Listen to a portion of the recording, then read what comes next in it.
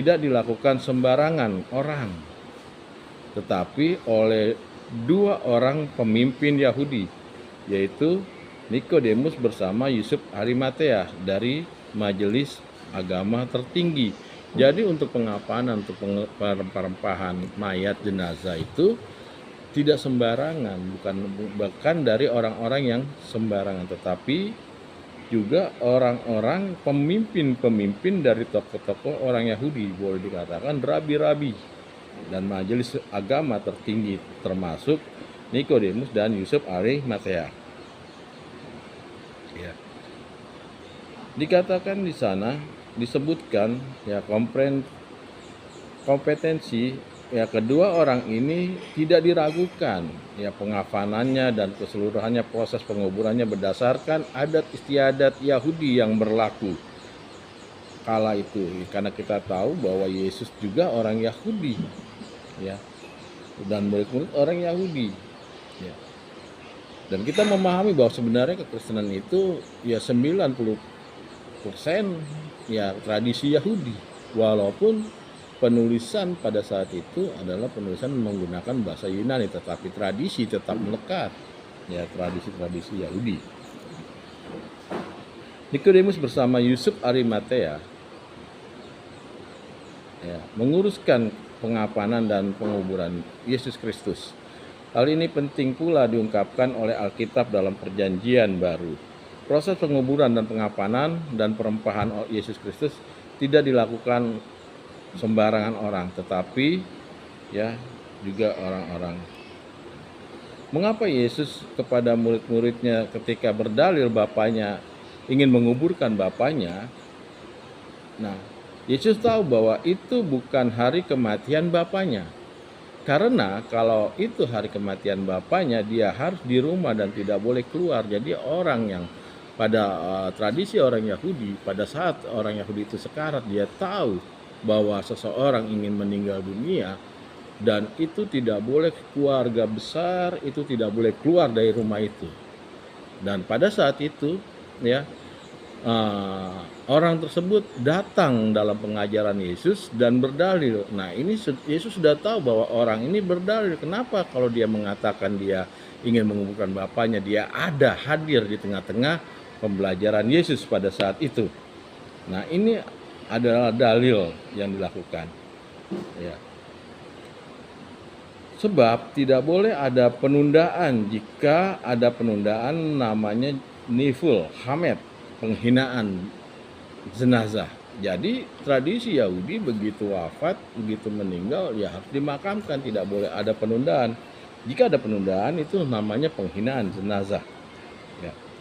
Menguburkan jasad orang mati tanpa membersihkan dan atau memandikannya, yang merupakan bagian dari tahara, ya, perlakukan untuk adalah niful hamet, penghinaan pada orang mati, dan itu tidak diizinkan. Hal ini tidak akan dilakukan oleh dua orang pembesar dari Sanhedrin, ya, Nikodemus dan Yusuf Arimatea, pada jasad Kristus yang mereka hormati. Jadi memang tidak diizinkan. Pada saat orang itu ada kedukaan, tidak boleh seorang pun dari pihak keluarga terdekat yang keluar rumah. Harus menunggu sampai pemakaman selesai. Dicatat bahwa Nikodemus memanggil Tuhan Yesus dengan sebutan hormat Rabi. Ya, kita lihat dalam Yohanes pasal 3. Kita lihat Yohanes pasal 3 ayat yang kedua. Ia datang pada waktu malam kepada Yesus dan berkata, "Rabi, kami tahu bahwa engkau datang sebagai guru yang diutus Allah, sebab tidak ada seorang pun yang dapat mengadakan tanda-tanda yang engkau adakan itu jika Allah tidak menyertainya."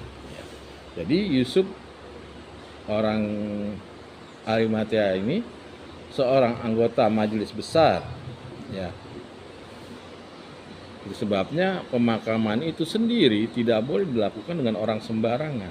Harus orang-orang besar dalam majelis keagamaan di Yahudi.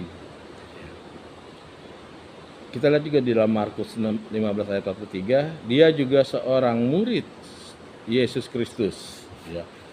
Dan Matius 27 ayat 57, perhatikan kalau ada peraturan seperti ini dan bapak murid tersebut mati, apakah mungkin murid tersebut masuk dan diam dalam pengajaran Yesus?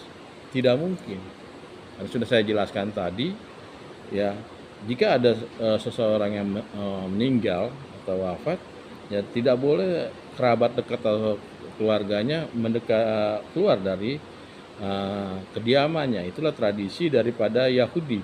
Tradisi Yahudi, ya, jenazah yang dimasukkan dalam gua lalu dibiarkan selama bertahun-tahun, lalu ditunggu. Nanti setelah jenazah dirempai, ditunggu sampai tulang belulangnya bersih. Kemudian dan tulang belulang itu dikumpulkan untuk dimasukkan suatu peti. Ya, peti itu namanya osuari. Itulah penguburan kedua. Jadi ada penguburan pertama. Kalau penguburan pertama yang melakukan harus para pembesar tokoh-tokoh daripada agama Yahudi. Lalu setelah dimasukkan di dalam goa, lalu setelah menjadi tulang belulang, lalu dikuburkan, dimasukkan ke dalam kain kafan, lalu masukkan peti, lalu dikuburkan. Itulah disebut dengan penguburan yang kedua. Jadi yang dilakukan Nikodemus dan Arimatea itu yang dimaksud murid-murid pemakaman kedua. Itu sebabnya Yesus mengatakan, ikut aku sebab aku sang hidup. Biarlah mengurusi yang mati, menguruskan yang mati. Kifot Hamed itu. Suari, penguburan kedua, ya, dikenal dengan istilah Osuhari, adalah tata cara penguburan yang lazim dalam zaman perjanjian baru. Tuhan Yesus sendiri, ya, setelah ia disalibkan, ia sebenarnya dikuburkan dengan cara seperti itu. Ya. Tetapi tidak sempat dimakamkan kedua. Karena apa? Karena pada hari ketiga Yesus bangkit dari antara orang mati. Ya. Bahwa jasadnya yang dikuburkan diletakkan di dalam goa, dan di dalam goa itu ada jasad yang dirempai lebih dahulu dan dikafani sesuainya dengan sediakan, kemudian membiarkan membusuk hingga tulang belulang. Dan ketika itu jasad tersebut sudah ditinggal tulang belulang, maka tulang belulang itu dipindahkan ke dalam peti, ya, lalu dikuburkan ke tanah. Jadi tradisi Yahudi, ya, begitu jasadnya dimasukkan ke dalam goa, ditunggukan tulang belulang, lalu dimasukkan dalam peti, lalu dikuburkan, ya. Tetapi ada satu tradisi di negara kita, ya, yang terbalik. Terkadang, ya, waktu jasadnya dimakamkan di tanah, lalu tinggal tulang belulang, lalu diangkat, dimasukkan ke peti, lalu ditaruh di satu menara di atas. Nah, ini yang salah sebenarnya dari tradisi-tradisi yang ada. Itu sebabnya perkataan muridnya yang mengatakan, aku ingin menguburkan ayahku, dia berdalil. Karena apa? Karena penguburan yang pertama hanya dilakukan kepada penguburan pertama itu sebenarnya pihak keluarga tidak boleh keluar rumah. Tetapi penguburan yang kedua, pihak keluarga boleh tidak mengikuti upacara penanaman peti kembali, hanya dilakukan oleh para imam. Jadi Yesus katakan, biarkan yang mati menguburkan yang mati. Karena apa? Karena Yesus tahu bahwa orang tersebut berdalil pada saat datang di dalam pengajaran Yesus. Yaitu saja yang dapat saya bagikan. Tuhan Yesus memberkati kita semua.